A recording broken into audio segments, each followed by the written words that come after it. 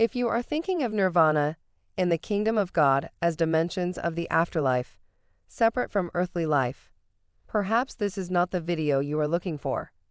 In fact, we will talk about them as states of being that you can personally experience in your life, here and now. At the end of this video, I will also leave you a practical way to check if you have reached Nirvana or if you still have some steps to take. The kingdom of God is within you, says Jesus in the Gospel of Luke. These, however, are the words of Gautama Buddha taken from the verses of Udana. Therefore, a monk who perceives impermanence, the perception of not-self, becomes firmly established. One who perceives the not-self realizes nirvana, the eradication of the concept of I am, here and now.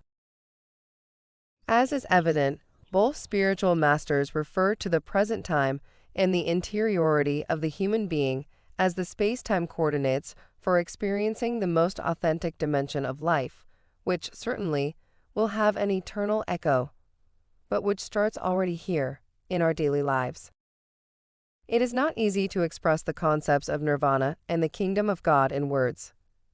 Both masters, in fact, talk about them using metaphors, especially in the case of Jesus Christ, or by saying what is not, in the case of Gautama Buddha. One of the most beautiful images of the kingdom of God that can be found in the Gospels is that of the mustard seed. Let's read the version of the evangelist Luke. What is the kingdom of God like, and to what can I compare it? It is like a mustard seed, which a man took and threw into his garden. It grew and became a tree, and the birds of the sky came to make nests in its branches. The mustard seed is one of the smallest that exist. It's like the tip of a pin. It is insignificant, almost invisible. From this image, we can obtain a first very important piece of data in the eyes of the world, of the powerful, of those who matter. The kingdom of God is insignificant, just like a small seed destined to be thrown away and rot. This makes us understand that, to enter the kingdom of God, we need to empty ourselves, detach ourselves from everything that is worldly, from everything that belongs to material life. Furthermore, in order to bear fruit, the seed must in a certain sense die. Therefore, there is something within us that must disappear to make room for something else. It is necessary to be detached from oneself, to cut off all its attachments, for the kingdom to flourish. When in the Beatitudes it says, "Blessed are you poor, for yours is the kingdom of God," the present tense is used. The kingdom is already theirs, the poor.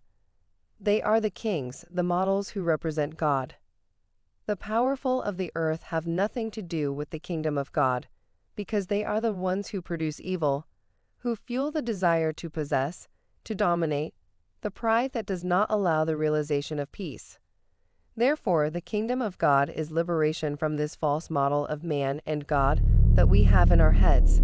Because God is not powerful, He does not dominate, He does not have people and things in His hands. God is love. The characteristic of love, in fact, is not that of being cumbersome. When one's ego occupies all the spaces, there is no longer room for the other. Loving, on the other hand, means shrinking, making yourself small, to let the other be free to be himself. Before seeing the second part of the words spoken by Jesus, we cannot help but notice how these Christian concepts of smallness and detachment from worldliness resonate perfectly with Buddhism. Let's read a verse taken from the Dhammapada. Those who consider the non-essential to be essential, and consider what is essential to be non-essential, live in the field of erroneous intentions. When we focus only on what is non-essential, that is, on ourself with its continuous desire to be satisfied, it is like giving an absolute value to what is not absolute, to what is impermanent, destined to decay. This lust for possession is a sort of original sin, which inevitably causes us pain and suffering. You can see a video on the topic. I'll leave it to you in the description. Fortunately, There is a way out of this situation of suffering, as can be seen from the third noble truth revealed by the Buddha. It is nirvana. The indispensable condition for this to be achieved is that one focuses only on what is essential, that is, on detachment from all sensations, both unpleasant and pleasant ones. To achieve this detachment and thus escape suffering, the Buddha indicates a way in the fourth noble truth, the Eightfold Path, a path of asceticism that aims to transcend one's self, or to go beyond the self. Warning: it's not about escaping life, but rather about immersing yourself deeply in it to fully understand it.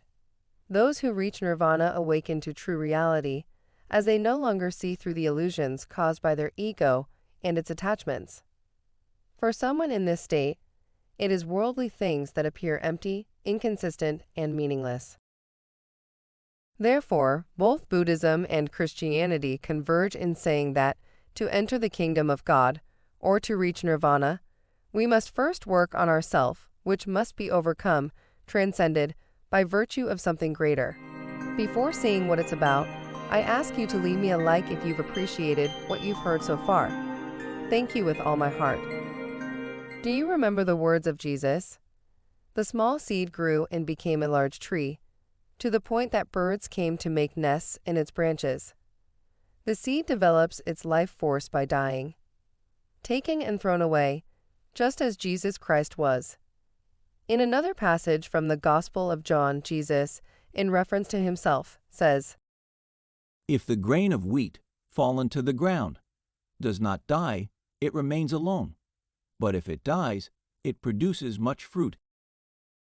And so, this great tree does not grow selfishly, but spontaneously manifests a nature of compassion and sharing with all living beings, symbolized by the birds of the sky. Furthermore, the tree is a fundamental symbol in all the wisdom literature of the East. It symbolizes life, immortality, communion between the earth, roots, and the sky, branches, or between the human being and divinity. All peoples can find refuge in this tree, which in the Christian context is the cross of Christ, or the infinite love of God that welcomes everyone. Jesus himself, his entire life, is the kingdom of God, and we can be part of it, here and now, if we live in him, if we let Jesus live in us and for us. I think I can bet, with a good chance of winning, that the symbol of the tree, which we have just talked about, has made you think that Siddhartha Gautama also reached nirvana right under a tree, namely the Bodhi tree, which means awakening. In fact, when we are in nirvana, it is as if we awaken from a dream. Finally, the whirlwind of our mind caused by the attachments of the ego ceases, and we are in the fullness of being. In this state of being, in this refuge, we become who we really are, and we naturally develop compassion towards all living beings who are no longer separate from us, but are one with all that is. Although the experience of nirvana is beyond words, Buddhists often use two words to describe it: Prajna and Karuna. Prajna, or wisdom, is what is sensed in the moment of awakening, a sort of awareness, perceived more on an intuitive than rational level, which makes you enter the flow of reality as a whole, in which you are completely immersed and where you finally feel at home, in the authentic place of your being. With this awareness, our eyes open and we see others differently, to the point that our behavior towards them also changes. Karuna, or compassion, takes over, a natural loving predisposition towards all sentient beings with whom we are so interconnected to the point that we live in each other. As promised at the beginning of the video, if you want proof that you have truly reached nirvana, check this in your life. Prajna and Karuna are the two faces of enlightenment and always travel together. There isn't one without the other. If you think you have reached nirvana, but you do not feel compassion for all sentient beings, not just human beings, then perhaps you are not yet in prajna, that awareness that makes you feel that you are one with the whole reality that surrounds you. Likewise, If you are trying to be compassionate towards the sentient beings around you, but have not yet experienced the not-self, that detachment from your ego that allows you to see reality for what it is, then it is likely that you do not yet have the authentic Karuna, but that your compassion is still a way to satisfy yourself. Jesus also provides us with a precious indication in this sense. While you are giving alms, let your left hand not know what your right hand is doing, so that your giving may remain in secret. If, when we perform a good deed towards a person, the first instinctive thing we do is to check if someone is looking at us, or to see admiration towards us in the eyes of the person concerned, then perhaps we are not really interested in the good. If we do good to have an image return, then it means that we are still driven by selfishness and self-affirmation. Being in Nirvana, or the kingdom of God, leads to profound inner peace, to the point where it makes us forget ourselves. A peace that has its roots in the awareness of how everything is interconnected and in the consequent natural compassion of which we are the source and recipients. Even if Nirvana does not imply the presence of a loving God, when you reach it you are filled with love and peace, the same peace that a Christian experiences when feeling loved by God.